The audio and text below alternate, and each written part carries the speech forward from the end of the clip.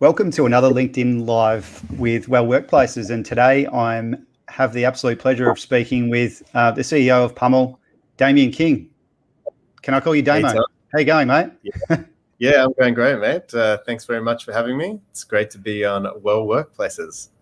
Oh, thanks, mate. That's really, really nice to chat. We've known each other for a little while, probably a year, and I've been really pleased with, I suppose, how we've worked together, and also been super interested in the PUML platform and what you've been able to achieve in such a short time.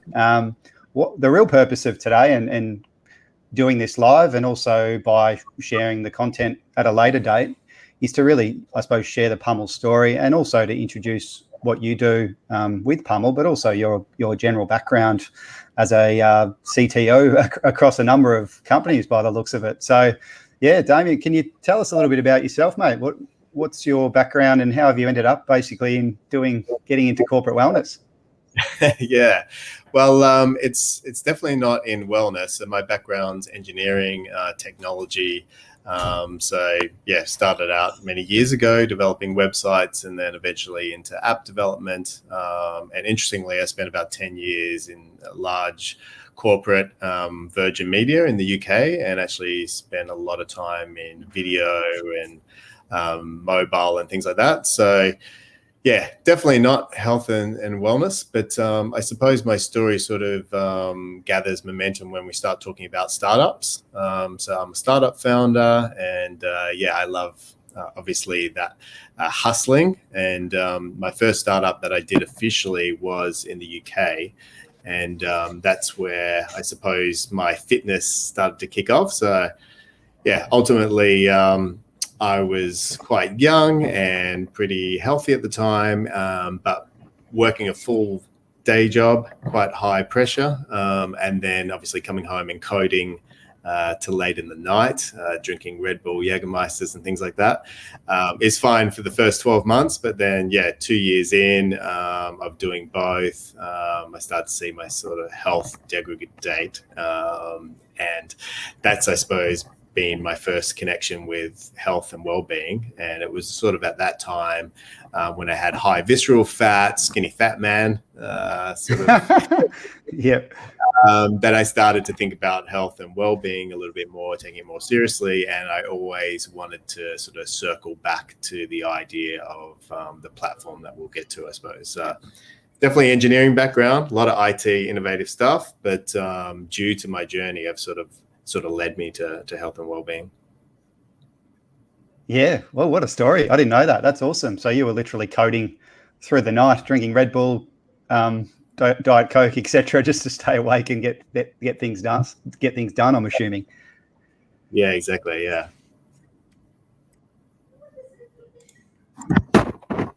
Yeah. That's bloody, yeah, that's a great story. And often I find as well with health and well-being and people that are getting into it or start to get into the space, they normally do have a personal connection to health and well-being, whether it's their own story or somebody else's. So yeah, really great. Thanks for sharing your personal story there, mate.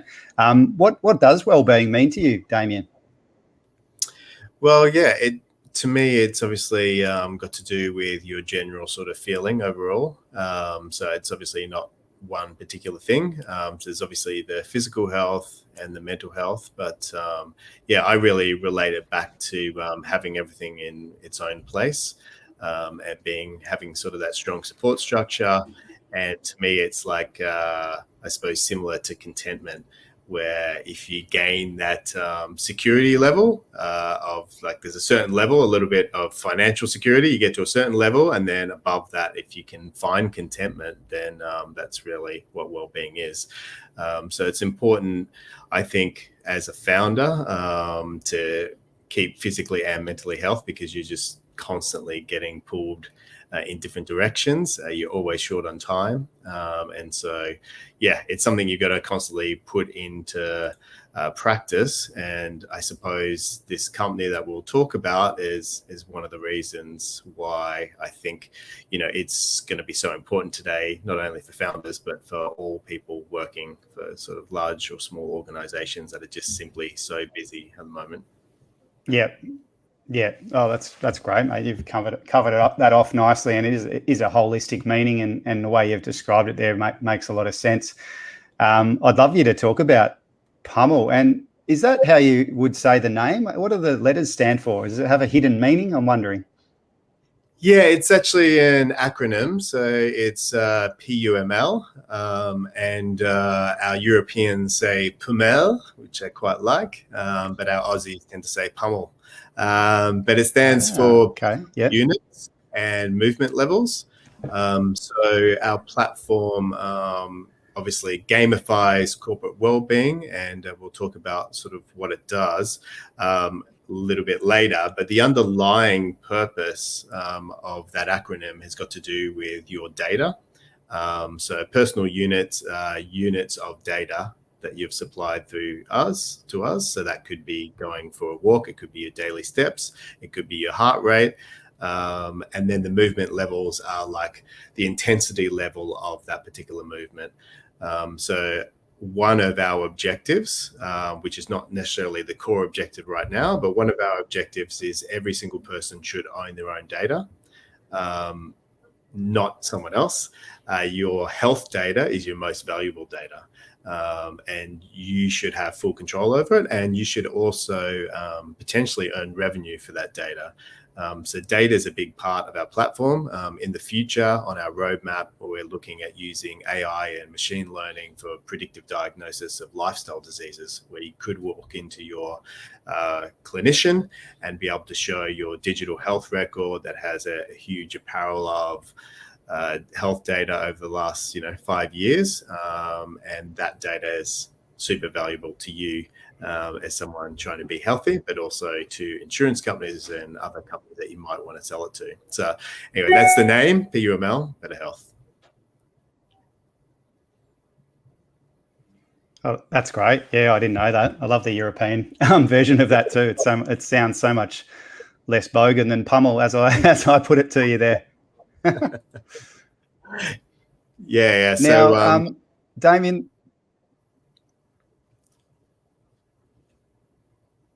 Sorry, the connection's a bit bad, I think, Tom. Yeah, are you struggling a little bit? Yeah. Just try again. Yeah. So going back to PUML and the concept and the idea and the gamification of the whole concept, where did that idea come from for you? Yeah, so there's a few parts to that, I suppose. So back to that original fitness journey, I suppose what sort of got me out of that situation was the first time I used a personal trainer and I started tracking my own data, as PTs do, in a pretty rudimentary way. So I found motivation in the tracking and the movement of data. So I wanted to sort of circle around back to that. But then there's also like this huge interest around gamifying things and gamification. And we did I suppose worked a little bit with a couple of universities. We did 2 accelerators, one with University of Queensland and one with New York University. And we also did some research with behavioral scientists around creating trigger points and things like that. And ultimately what we took away was like, everyone needs to be motivated themselves. We know that, but you can apply pressures to that. The best pressures, probably your next in kin, so your family. They can create a lot of pressure. It can be your social surroundings, obviously friends, and then you would say, your employees. So fellow employees can also create that social pressure. The other thing is recognition. So when you achieve something, back to that tracking element, that's obviously a great way to help to improve those trigger points and get you more motivated. And then the incentivization piece is a huge play as well. So you bring in incentivization, whether or not, that's like a physical reward, or we have our own rewards token, which is really exciting as well, that we can go into.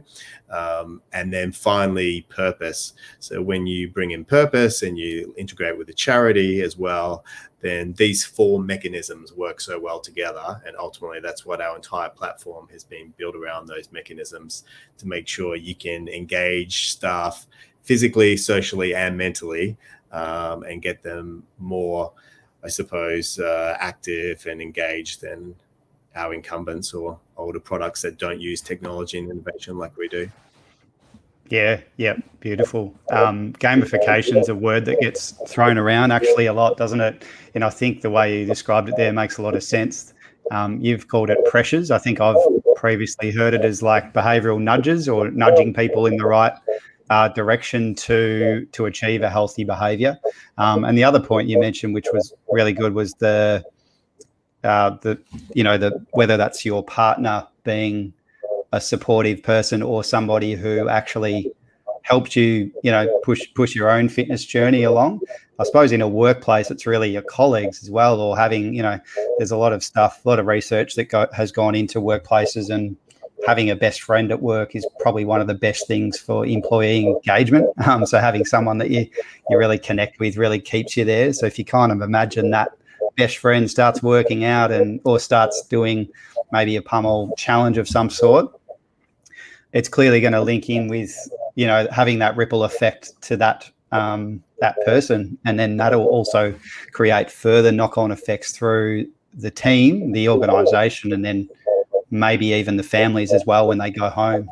So yeah, really cool design, mate. And I love the charity part as well. Is that something that you found was probably do you feel like that's probably the most important aspect out of the whole thing? If you were to pick sort of one design element, which one would it be? Yeah, I think the incentivification piece is quite interesting. So we've created our own, equivalent to a loyalty reward, but it's not just a coin. It's a coin that can also be taken outside our ecosystem and be shared with friends and family as a cryptocurrency as well. So the people who use it within the app, it's just like a loyalty reward, but it can also be taken out and used on other healthy fitness products and services. And I think our application is quite different in the fact that we have corporate challenges. So you are getting, your friends at work, competing with you. We have a lot of social in there. So you can give affirmations to each other. You can send messages, etc. But you can also invite your family. And so you can also have a separate challenge with mum and dad, or with, your wider family or your other friends as well. And so that was really important to us to say, let's not just do a corporate thing. Our sort of going back to the wider picture is, we believe every person is an athlete, and that they should be sponsored to be healthy. And so when we were looking, working with UQ and whatever, we were thinking down a sport angle of, how do athletes, perform so well? And that's because they're so focused because other people are paying for, a lot of the support they're getting. So how do we bring that through to your average person? And so, your gym could sponsor you by basically rewarding you for creating a healthy habit, doing it 3 times a week instead of 2. Your employer obviously is the most purposeful sponsor and has like a mutual reward in helping you be healthier and better at work. And also, we can also have brands that sponsor you, or even a local council could sponsor you to walk to work. And we've seen that in countries like Singapore, where they're actually giving away wearables like Fitbits to the general population, and they're trying to get people to walk more to work and things like that. So in an ideal world, you could be sponsored by multiple people. And so I think that's sort of like a key element to our platform, that it's not just your employee. Our lives are so mixed between work and home that it needed to really achieve both things. And if you were to leave that employee, you obviously get to keep your wallet with the hard-earned coins that you've got. And take it to your next employee. You can have multiple challenges on at once. And so this is sort of like our secret sauce, I suppose, that no one else has. Yeah, wow. Yeah, that's really cool, mate. And the public health aspect as well that you mentioned, there's a thing that I've seen which was overseas. I can't remember. I think it was might have been in Mexico. They've got a bit of an obesity problem there, as every every country at the moment. What they were doing was they were making people at the train station, you had to do 10 squats to get a free train ride. So it was kind of like, so healthy behavior and then positive reinforcement. A really basic example, nothing techie about that really at all, except for the fact that they're nudging it and, I suppose you use the word, the pressure to get them, then doing the physical activity to then get the reward of the free travel. What you've done at PUML is basically digitized that, incentivized that as well with PUML coin. That's what it's called, isn't it? Yeah, exactly. Yeah, so it's really quite motivational when you start to see that go up, and that's there's lots of different elements to game theory. The leaderboards is obviously one thing, but often creating value in an app and stickiness is really good. So we'll talk about it probably shortly, but a traditional corporate step challenge might only take 30 or 40% of your staff because they're the people who enjoy those things and they get out quite a lot. So our platform says, let's not just reward those people. Let's try what we call micro challenges, which are smaller challenges like, drinking water, with some educational material on why that's important, and then some tracking, and then some rewards. So you can be earning rewards on all types of challenges, not just your hardcore physical challenges. We have a meditation challenge as well. So if you meditate for 30 days for 10 minutes a day, then you get that reward as well. And so as soon as that user gets that token reward, then they create stickiness with the app. And like you said before, you're starting to get those dopamine, triggers and things like that start to make people create healthy habits, and they have that reward element associated with doing something healthy and rewarding. Yeah, good point. I really like how you've got some challenges that aren't just physical. The point you mentioned there about the most engaged people are always the fitness freaks, and we actually, as you know, we did a PUML challenge at Pinnacle Health Group, utilizing your tech. It was awesome. We did it during probably the peak of lockdown in Melbourne, and we had everyone going, also our staff in Sydney and other parts. But what we found, like, we should have seen the competitiveness in the team. It was absolutely phenomenal. But the people that were like going the hardest, they were literally out doing up to 20 to 30,000 steps a day, and there was these top two people that they're probably the fittest in the team, and they're so competitive. It was hilarious. But what was really great from the team at PUML is we did get a report to sort of see how everything came together, and the person that made the biggest change was probably someone who would probably describe themselves as fairly inactive overall, especially compared to the rest of the team. And she had that person had a huge change in behavior, and they actually continued with the challenges. This is sort of live feedback for you, Damo, but like that particular person has kept those challenges going post challenge, and we haven't done one. We're definitely due to kind of kick it back in again with our team because we loved it so much. But what I loved is the people that were the most active really went hard, and they absolutely frothed on it. They got the rewards as well, the PUML coins. But there was a few, I suppose they would actually describe themselves as stragglers. They really picked up their activity level a notch. And then as soon as the challenge was gone, they actually just kept they kept it going. So in some ways, your challenge, which at that point was like a main thing, was the step challenge. It's really progressed for that particular person. I keep asking her how she's going because she's just doing so well. Whatever's working in the app, I think it's the competitiveness has got something's really lit a fire under her, and she's really having a good crack, enjoying all the different challenges. So pretty good example, I thought. Yeah, that's great. And I think that's the beauty of having those, those external ones, which is, we've brought brands in, and, that's another area. The brands like Foot Locker has come on, and they're doing a challenge, between Singapore and Hong Kong is walk 600,000 steps. And you can get a Foot Locker gift card, which you can redeem with your PUML points or coins. The more of those things we bring in, we're obviously quite early still. We only launched last year, but things are growing really fast. And I believe that people will be much more likely to stick to it if once they download the app, they experience something, they generate some stickiness with getting these coins, and ultimately this is going to help them sort of start a great journey if they haven't already started it. And if they have, you just need that motivation every so often to get you back on track again, which the app does as well. Yeah, beautiful. Yeah. So, Damien, in the current form, PUML has multiple challenges and all the features that you've talked about there. As you kind of look ahead, you mentioned a roadmap earlier, and I noticed on your platform, on your social media as well, that you've just reached a certain number of users, which I'm assuming is quite a good milestone. How many users was that?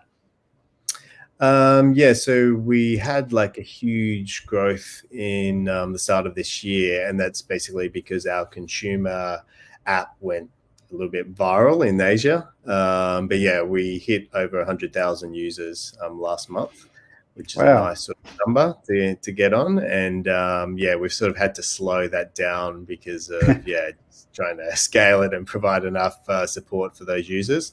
But yeah, we believe this, because it is a consumer-based app as well as like a corporate wellbeing app, that it can just keep on growing and growing. We have a lot of things to do. One of those things that we're thinking about is obviously constantly bringing in more challenges and working with companies around those challenges. So the meditation one is probably the first one that, was a direct feedback around mental well-being. But another one which, a few people have sort of tried, and we're integrating this at the moment, is just like that daily check-in. So you can sort of give yourself a rating on mood and how you're sort of feeling. And obviously we can correlate that over time.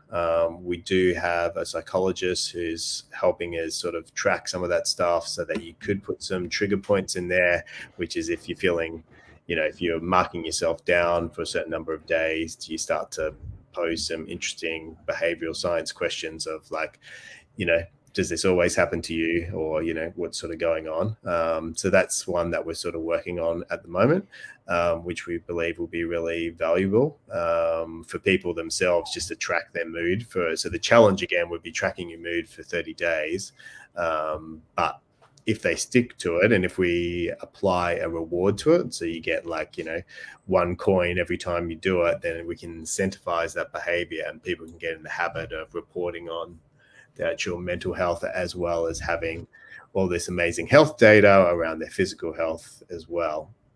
And what that does is we never supply any of that data to the company. All of that data remains the data of our users, which is great.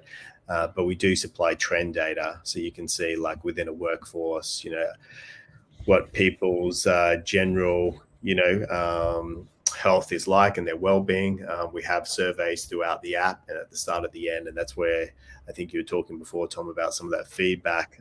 It's not just the leaderboards and the steps, but we also can report on stress levels, on how people are feeling, if they're improving their health, if they're getting worse.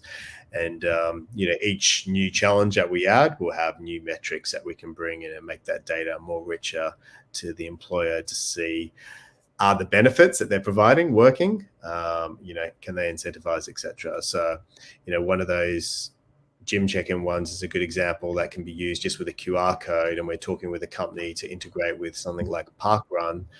All it requires is a geolocation that's ring-fenced and a QR code, so then you can incentivize people going to Parkrun.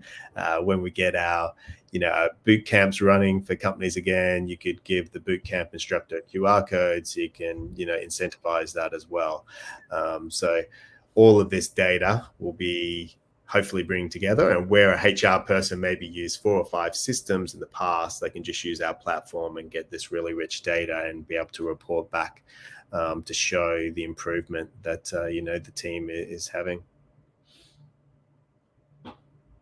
Yeah, that's awesome. And it's, you keep saying how the data is owned by that individual, and that's a huge, I suppose, key point of difference, especially in the world that we're in, at the moment. And also how the workplace has changed so much. People are working from anywhere effectively, or at least, if they are coming to the office, it's only really 3 times a week maximum.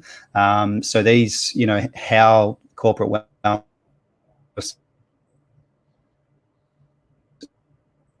evolves is so important. These huge, this is our sort of our real niche, I suppose. How do you see PUML progressing or evolving over the next little while? And do you feel like in corporate wellness the mental health aspect is the main trend, or what are you seeing, or what do you predict, Damien, to occur in our little sort of niche over the next year or so? Yeah, well, obviously I'm very bullish about technology. So I strongly believe that technology has to sort of jump in and solve some of these issues we're having. It's obviously causing a lot of the issues, as we know as well. So it's that fine balance and can seem a little bit hypocritical at times. But if we use technology in a way that's useful, we can actually create better outcomes for people. So first of all, I think data will get richer. So when we were at one of the events in New York, we saw wearable or smart apparel becoming a big thing for sports athletes. But, very soon you could be, putting your kids in smart clothing. It's not that far away, which does real-time ECG measurements and things like that. So I think we're just around the corner from getting more and more medical grade real data. And so that data play is becoming more and more important in like the workplace. And then again, like I said, around that ownership of employees, like, they should own it, they should control it, they shouldn't be told what to do with it, etc. So again, moving away from a corporate sort of enforcing things on, but trying to move towards a decentralized manner where people own and control their own data and their own, I suppose, well-being as well in that sense as well.